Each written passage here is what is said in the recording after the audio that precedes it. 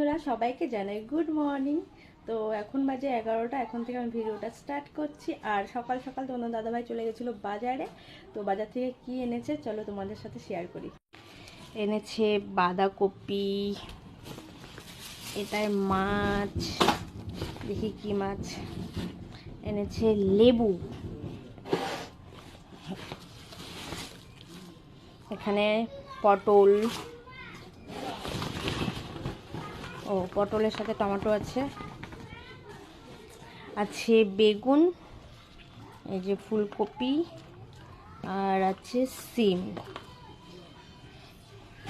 এই হলো আজকের বাজার।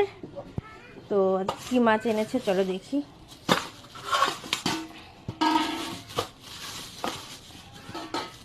মাছ না মাংস কি জানি, ও সরি, মাছ না মাংস নিয়ে এসছে।